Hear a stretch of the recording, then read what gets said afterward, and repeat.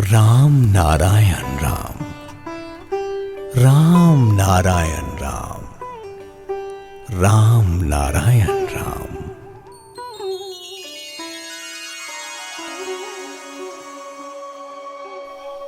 दिन बीत रहे हैं, शरीर क्रमशः क्षीण होता जा रहा है। पिछले वर्ष में जैसा था उससे अधिक दुबला हो गया हूं। देखो मेरे हाथ कितने पतले हो गए।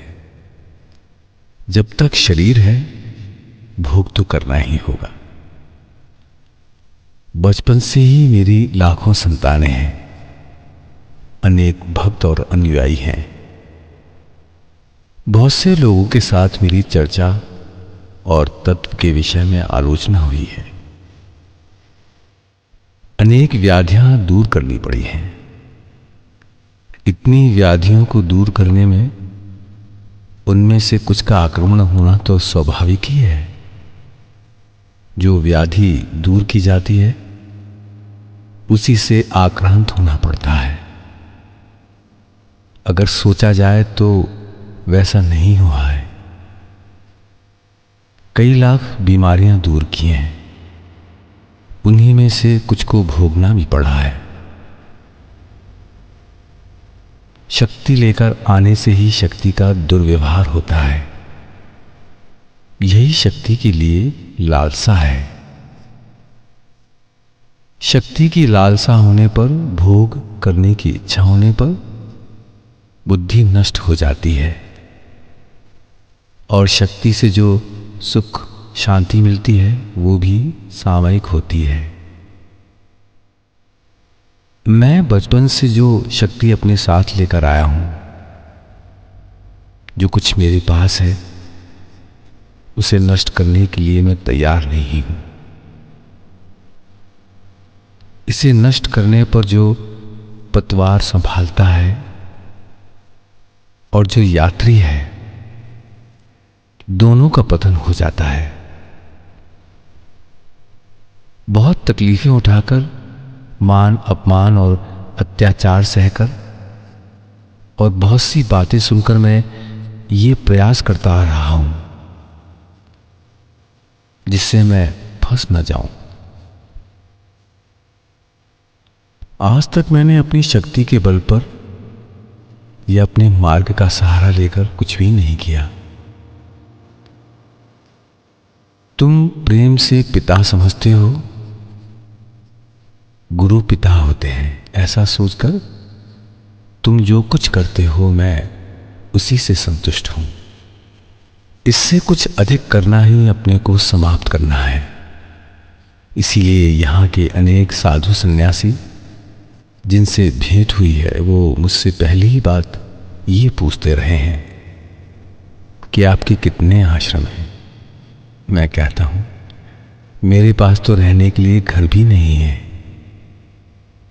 जब ढाका में था तब एक घर बनाया था। उसमें अंदर जाते समय उसकी टीन की छत सिर से टकराती थी। ये जो खगेन चटर्जी यहां बैठे हैं, उनके पिता थे अश्विनी चटर्जी। उसके बारे में सुना है? मैं कई बार कह चुका हूं। लोकनाथ ब्रह्मचारी, तेलंग स्वामी जैसे भारत के विशिष्ट साधु सन्यासियों से उनका संपर्क हुआ था। उसे लोकनाथ की कृपा भी प्राप्त थी, पर उसने मुझसे दीक्षा ली। उस समय उस वृद्ध की आयु 90 वर्ष के करीब थी। चैत्र महीने की धूप में मैं अपने कमरे में बैठा था। बाहर तेज धूप थी, गर्मी से उबलने जैसी स्थिति थी। उसके पिता ने बोरी भिगोकर टीन की छत पर डाल दिए। उस समय एक दिन एक साधिका मेरे पास आई। उसने मुझसे पूछा कि बाबा तुम्हारे आश्रम कहां कहां है। मैंने कहा कि मेरा कोई आश्रम नहीं है। मेरे घर में तुम लोगों के बैठने के लिए भी जगह नहीं है। इसके अतिरिक्त मेरा अन्य कोई स्थान नहीं है। सुखचर का मेरा घर भी काफी मुश्किल से मुझे मिला है। बहुत से शरणार्थी, करीब 150 लोग यहां रहते थे। किसी प्रकार रुपए उधार लेकर इसे खरीदा और धीरे धीरे कर्ज चुकाया गया है।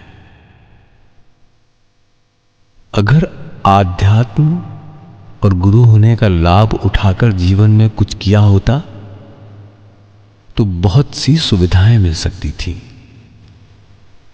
यहां की सुविधाएं तो यहीं रह जाती हैं। इसलिए मैं तो डूबता ही तुम लोगों को भी साथ में डुबाता। शरीर क्रमशः निस्तेज और क्षीण होता जा रहा है। दुर्बलता आती जा रही है। मैं चाहता हूं कि मेरे पास जो सत्य, न्याय, तत्व और समझ है, मैं जिस विचारधारा को लेकर आया हूं उससे तिल भर भी ना हटूं। तुम्हारे कानों में मैंने जो बीज दिया है उसे सफल करने की जिम्मेदारी मेरी है। तुम्हें उस स्थान पर ले जाकर उस प्रकाश तक पहुंचाने की जिम्मेदारी मेरी है। तुमसे बार बार यही कहता हूं। तुम्हें बहुत घुमाता हूं, तकलीफ देता हूं, चोट पहुंचाता हूं। बहुत से लोग तरह तरह की बातें करते हैं, पर मैं चुप रहकर सहता हूं। तुम्हारी तकलीफ से मुझे चोट लगती है। तुम्हारे रोग, शोक, दुख देने से मुझे बहुत पीड़ा होती है। लेकिन एक और निगाह टिकाए रखकर मैं सब कुछ सह जाता हूं। जानते ही हो कि तुम्हारे पिता, उनके पिता, पता नहीं कितने पिता इस दुनिया से चले गए हैं। ये संसार ऐसे ही चला आ रहा है। हीरे से जो प्रकाश निकलता है, जो सच्चा प्रकाश लेकर मैं आया हूं, उस प्रकाश से तुम वंचित ना रह जाओ। मैं तुम्हें वंचित ना करूं, इसीलिए मैं निष्ठुर बना रहता हूं। मैं निष्ठुर नहीं हूं। मेरे अंदर बहुत ममता है। मुझे भी दुख होता है।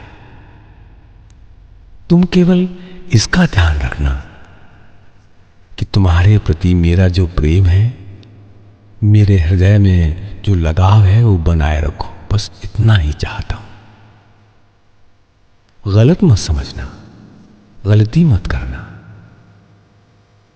तुम व्यवहारिक बुद्धि से गुरु के बारे में राय मत बनाना। पहले मैं बता देता था कि जीवन के अगले हर पल में क्या होगा। अब नहीं बताता। पहले बहुत से लोगों को यह लिखकर दे देता था कि कौन कब मरेगा, कौन कब जाएगा। ये तो पहले से ही निश्चित है। जिस तरह मैं तुम पर भरोसा करता हूं, उसी तरह तुम मुझ पर भरोसा करते हो। ऐसा ही होता रहे। देखते ही देखते जन्मदिन भी बीत गया। इसी तरह साल और महीने बीत जाते हैं, सब चले जाते हैं। कोई प्रतीक्षा नहीं करता। लेकिन जिस स्नेह से तुम्हें गले लगाया है, वो हमेशा बना रहे। तुम सत्य और न्याय के पुजारी हो। तुम यात्री हो। तुम्हें जो नाम मिला है, वो नाम ही तुम्हारा एकमात्र सहारा है। उसी में डूबे रहो और किसी वस्तु के लिए चिंता मत करो। सब मिलकर बोलेंगे, राम नारायण राम, राम नारायण राम, राम नारायण राम, राम नारायण राम।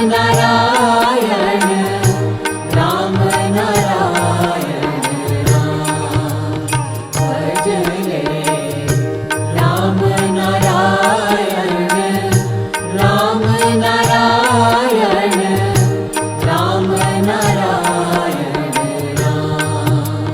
भजले राम नारायण राम नारायण राम नारायण